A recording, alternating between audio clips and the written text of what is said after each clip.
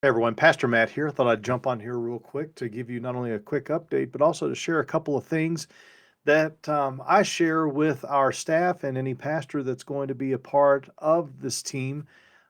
Just some expectations I have that I believe are from not only from Scripture, but I believe are good practice as well. And really, if it's from Scripture, it will be good practice.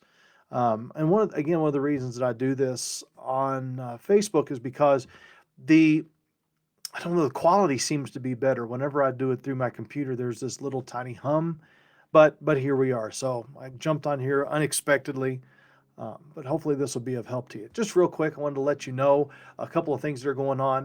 In a couple of weeks, February the 7th, I'm going to be leading us in the Lord's Supper. So if you are ones who are shut in, aren't able to make it, but you would like to observe it with us as you watch online, please let us know, and we'll have your deacon be sure to come out and bring that out to you.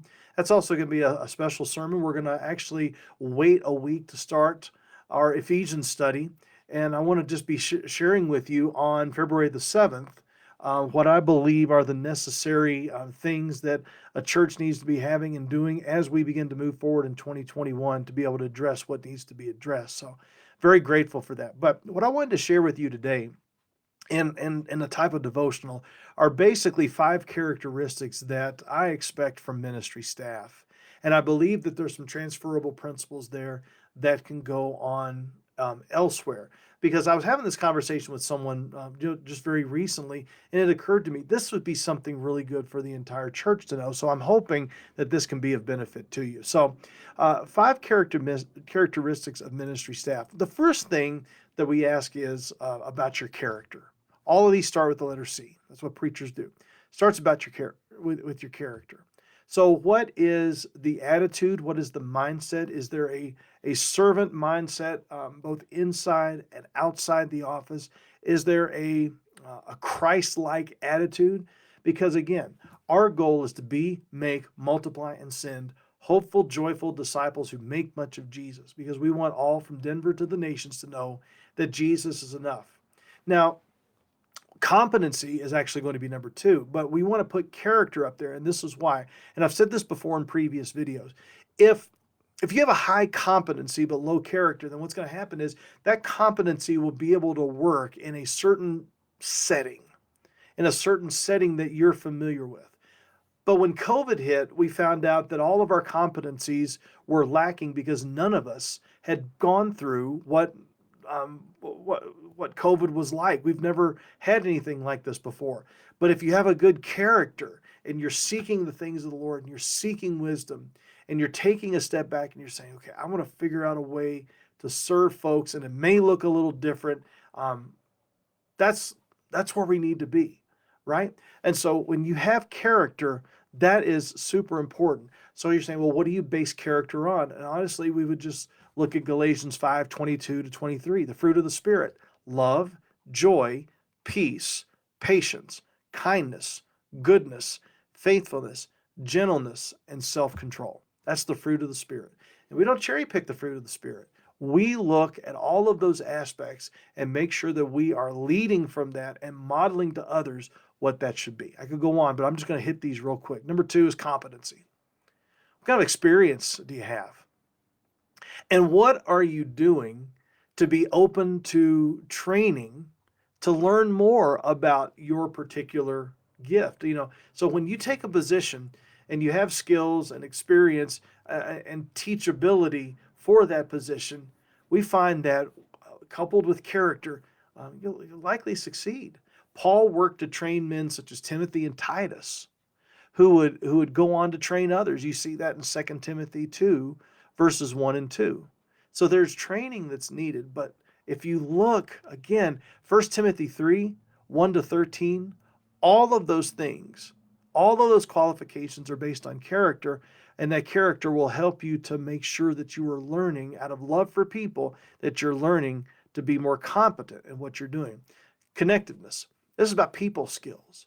Are you able to connect with people? Are you able to have an awareness of yourself and awareness of what's going on with others to where you're willing to listen and to find out where folks are as you, as a team member, as a pastor, as a leader, are ending up able to move forward, because we're in the people business. We're not in simply administrative stuff where we're just moving material possessions that we have around in order to keep an infrastructure up, and the people are there to help with that infrastructure. No, the infrastructure is there to help people grow as hopeful, joyful disciples of Jesus. That's what we have to recognize. And so, if there is a recognition, and now we're recognizing the questions to ask as people are onboarded. Do you have people skills? Do you have a way where you're um, wanting to work with and not expecting everybody to work for you? We've got to be very careful. Love God with all you have.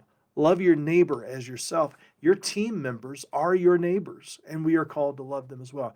Another one is confidentiality. What happens in the office, especially with conversations of sensitive natures that are taking place, what happens in there stays in there. So that's why when you come in, you don't see a lot of papers laying around. Um, and because for whatever reason, there tends to be that tendency for folks who just want to come in and just start rifling through stuff. And, we may not realize that we have left something sensitive out. So now we have made sure we're going to be confidential with you.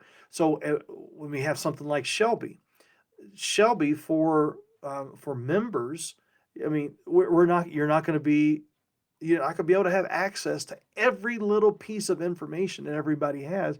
Shelby is a way for us to be able to store information, financial records, conversations that we have, but not everybody's going to have access to that. But since we do have access to it, we must not be so in love with having information that we're wanting to go and move along that information to other people and put us in a position where we feel like we're in a position of superiority. We've got something, we know something you don't. We're on the inside track, you're not. No, we're here to serve everybody, and confidentiality connects with character, right? But we have to have this out here because it is just too tempting to have information and want to share it with others. No, confidentiality. We value that for you because we care for you. And also concentration. Are you able to concentrate on your work? Are you able to concentrate on the people that you're talking to? Are you able to concentrate on the vision that God has given this church to be hopeful, joyful disciples? And if you're not, then that's part of the review. And we hope that those things will move along. And what this prevents is, as well, all of these five is preventing from each little team and each little area becoming a silo where one person's doing one thing and they're operating on their own vision, another person's and another team's doing their thing and they're operating on another vision. So whenever we end up doing something, the question that we ask is, how will this help us be, make, multiply, and send? Hopeful, joyful disciples. How will this help us to focus? Because there will always be something that's going to happen that is going to try to pull you away from that. But we have to be tethered to the Great Commission. And that's really what Be, Make, Multiply, Send is. It is just a tethering to the Great Commission and the Great Commandment that Christ is the authority of the church. He's called us to go and make disciples. What are we doing to do that? How are we keeping the disciples that are here connected? How are we connecting with our community and our sphere of influence, our friends, our relatives, our associates, our neighbors? Do you see what we're saying here?